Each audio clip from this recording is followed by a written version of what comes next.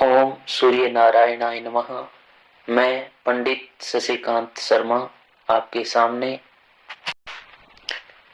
ओम सूर्य नारायणाय नमः सृष्टि के कण कण में व्याप्त जीवन संचार के निमित्त प्रकाश बिखेर कर संपादन उत्पत्ति करने वाले महान शक्ति संपन्न सूर्य देव को मैं नमस्कार करता हूँ। हे प्रभु, मैं आपके अंश से प्रकाशितमान एक मानव हूँ। मेरे में आपकी ही शक्ति है, आपकी कृपा से विद्यमान मैं हूँ। अलग से मेरी कोई शक्ति सामर्थ्य नहीं है, अपितु हे देव, मैंने यह छोटी सी पुस्तक का पाठ मानव मात्र के कल्याण के निमित्त सुनाया है, जो मानव के हित के लिए कल्याणकारी है।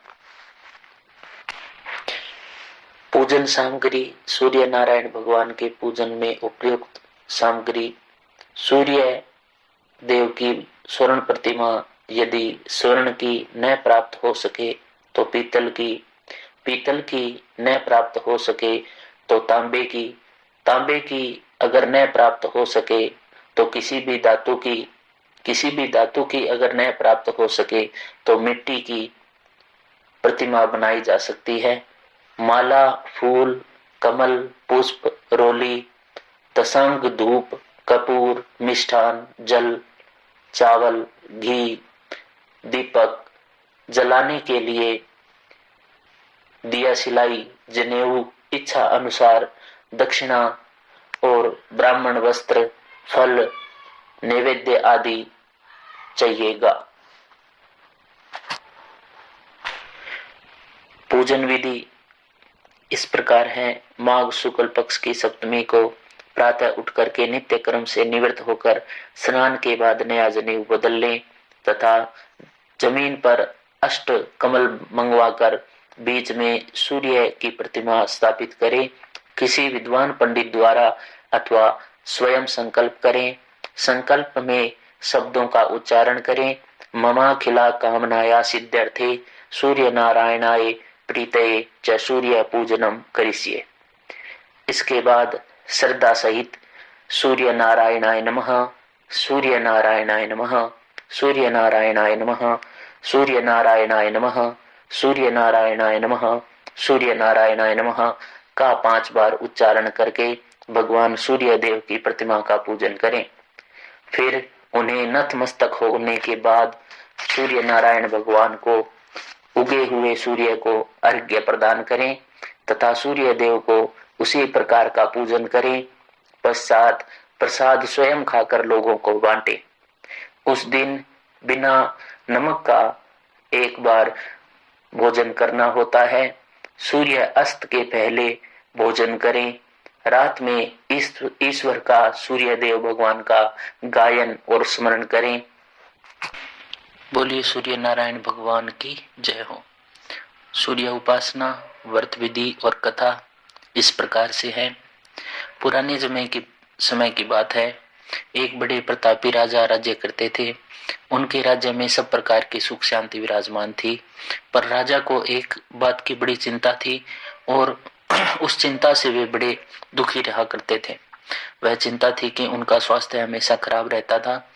एक दिन बातों ही बातों में पुरोहित जी ने महाराज जी से कहा, राजन, यदि आप माघ महीने में तीर्थ राजप्रयाग जाकर वहां पूरे 1 महीने रह करके स्नान, ध्यान एवं पूजन करें तो सब पापों से मुक्ति मिल सकती है।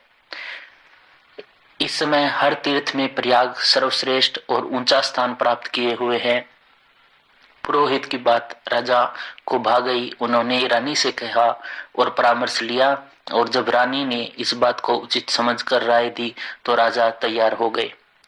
फिर माघ महीने आने पर राजा और रानी दोनों प्रयाग पहुंचकर नदी के तट पर झोंपड़ी लेकर रहने लगे। वह प्रतिदिन सुबह को स्नान कर अपने इष्ट देव को स्मरण करते और साधु संतों का शाम व रात्रि को प्रवचन सुनते।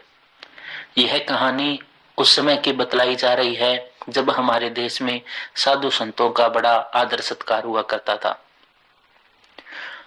साधु संत भी सच्चे हुआ करते थे, यानी उनके जीवन का उद्देश्य एक ही ईश्वर भक्ति और जन कल्याण का होता था और वह परोपकार को ही सर्वोपरि मानते थे। एक दिन की बात है कि राजा जमुना जी में स्नान करके कपड़े बदल रहे थे तो थोड़ी ही दूर पर एक साधु महात्मा बैठकर कुछ मंत्र जाप कर रहे थे। राजा का बदन सर्दी से थर-थर कांप रहा था। उनका शरीर उसी दिन काफी अस्वस्थ मालूम होता था। रानी उनके पास खड़ी होकर वस्त्र बदलने में सहायता दे रही थी। साधु ध्यानमग्न धैर्य भाव से मंत्र का जाप कर रहे थे, पर किसी किसी क्षण उनकी दृष्टि राजा पर पड़ रही थी। राजा जब वस्त्र बदल चुके और रानी उन्हें सहारा देकर आगे बढ़ी, तभी दासी ने वस्त्र उठाकर जमुना जल में पछाड़ने को ले चली। साधु ने उन्हें जाता देखकर हाथ के संकेत से रोका और रानी की दृष्टि इधर ही थी। इसी वजह से साधु के संकेत को लक्ष्य जानकर राजा से कहकर वह दासी को रुकवा दिया गया। राजा और रानी वहीं जमीन पर बैठ गए।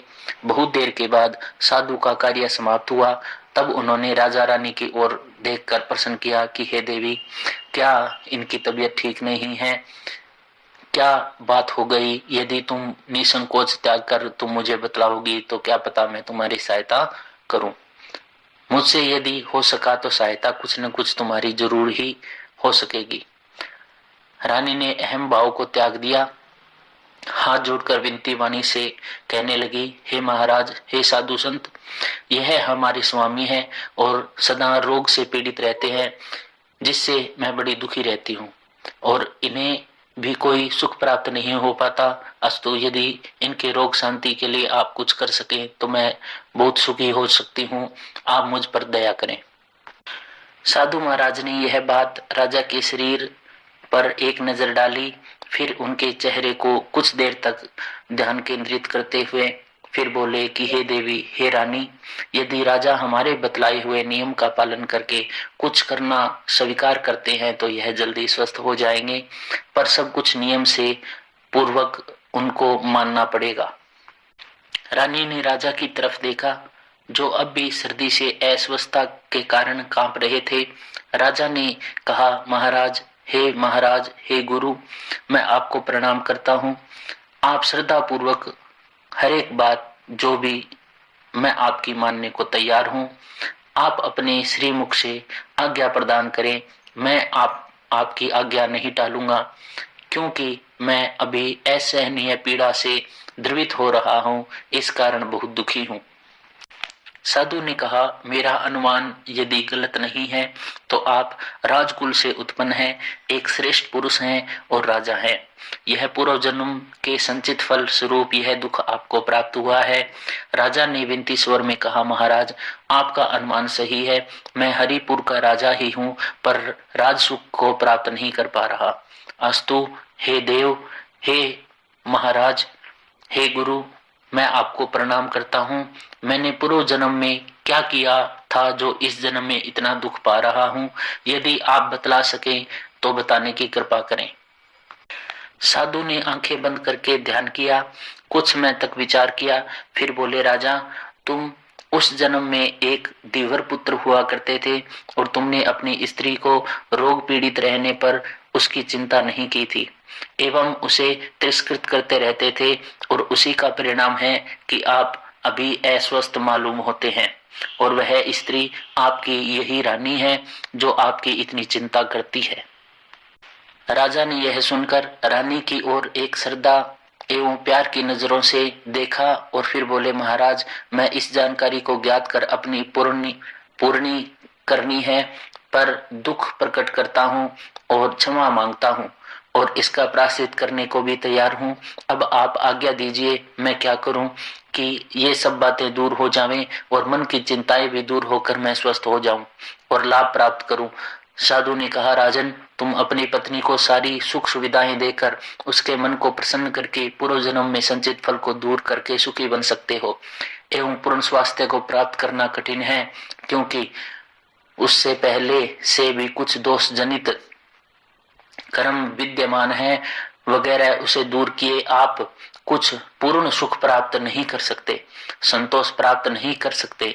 राजा ने विनती स्वर में कहा, महाराज, हे गुरु, जब भी आपने कष्ट करके इतनी बातें मुझे बतलाई हैं, हमें ज्ञान का प्रकाश प्रदान किया है, तो कृपा करके यह भी बताने का कष्ट करें कि मैं इन बाधाओं पर विजय कैसे प्राप्त कर सकता हूँ।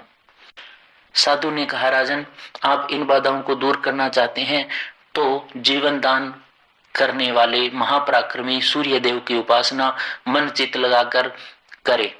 उनकी कृपा से सारी विपदाएं दूर हो सकती हैं और आपको सुख प्राप्त होगा, शांति प्राप्त होगी। यह सुनकर प्रसन्नचित्त राजा ने हाथ जोड़कर विनती स्वर में कहा, महाराज, मैं पूर्ण रूप से सूर्य देव की उपासना करने को तैयार हूँ। आप कृपा कर पूर्ण विधि मुझे बतलाने की कृपा करें।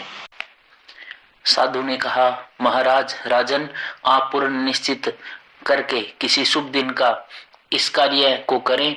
इतना कहते हुए साधु महाराज रुक गए, फिर कुछ सोच समझकर बोले, महाराज, मुझे श्रवण हो गया है, वह पावन दिन तो 5 दिन बाद ही आने वाला है, जो आज माघ सुदी दूज है, द्वितीया के नाम से जाना जाता है। और माघ सुदी सप्तमी को आप इस व्रत को विधि विधान सहित कर सकते हैं, या माघ सुदी द्वितीया से और माघ सुदी सप्तमी तक यह व्रत विधान सहित कर सकते हैं। राजा ने हर्षित होकर कहा, महाराज, किसी संचित धर्म कर्म के प्रताप से आपसे भेंट हो गई है और आपके श्रीमुख द्वारा अभिष्ट फलदायिनी तिथि को करीब जाने कर मेरा मन भर हर्षो उल्लास से भर गया है। यह तिथि इतनी नजदीक है, इसका अर्थ मेरे सभी दुख नष्ट हो जाएंगे। अतः महाराज, हमें पूर्ण विधि बतलाने की कृपा करें। साधु ने कहा, राजन सुनो, यह व्रत एवं उपासना माघ सुदी सप्तमी को ही जानी चाहिए। उस दिन से अच्छा और कोई दिन नहीं हो सकता, और इस बार यह सप्तमी एक अच्छे नक्षत्र के साथ शुभ भोग में आ रही है। अतः इसी दिन आपको जीवन शक्ति संचारक महातेजवान सूर्य देव की उपासना में संलग्न रहना चाहिए।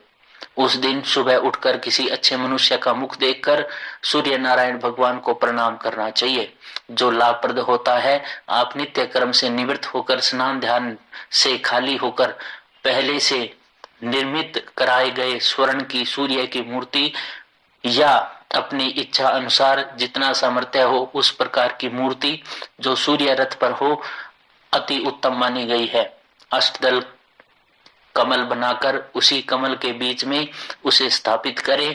किसी विद्वान पंडित या ब्राह्मण द्वारा संकल्प करें। संकल्प में उन शब्दों को उच्चारण करें, ममा अखिला कामनाया सिद्ध्यर्थे सूर्य नारायणाय प्रीतये च सूर्य पूजनम करिष्ये। यथार्थ मैं मन में उपस्थित होने वाली कामना अभिलाषा को सिद्ध करने के लिए, प्राप्त करने के लिए सूर्य नारायण भगवान के प्रति श्रद्धा रखकर सूर्य पूजन कर रहा हूँ, इसी भावना से करने जा रहा हूँ।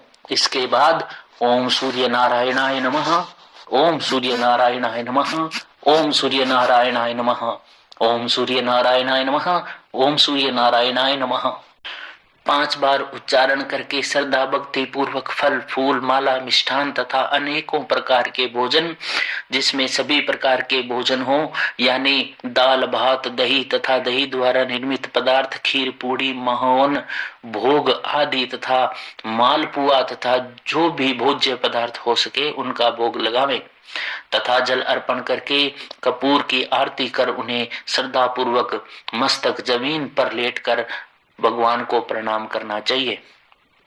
इसके बाद उगे हुए भगवान सूर्य नारायण भगवान को पुनः प्रणाम करते हुए खुले स्थान पर खड़े होकर पूजन करें।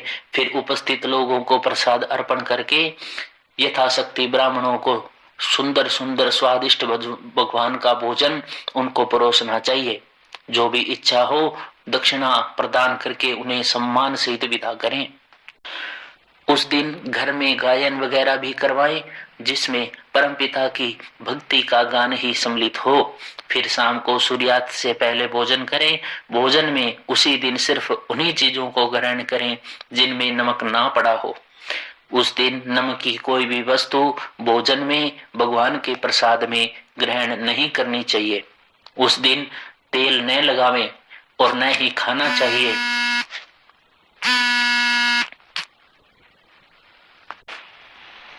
न तो खाना चाहिए न ही तेल लगाना चाहिए।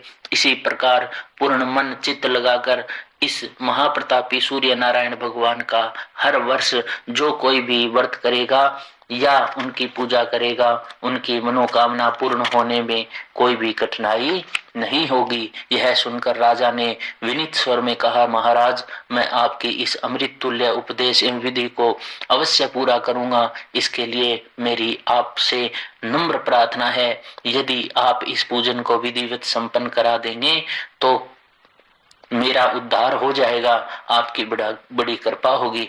राजन के इस विचार को सुनकर साधु ने कहा, कुछ सोचकर, मैं साधु हूँ और मुझे भी अपना कृत्य, अपना पूजन, अपना धर्म करना होता है, पर यह भी भगवान सूर्य की पूजा ही है। अस्तु मैं आदर उस समय आपके यहाँ पहुंच जाऊंगा। आप मेरी सेवा इस कार्य के लिए पर्याप्त हो तो मैं वहां जरूर आऊंगा।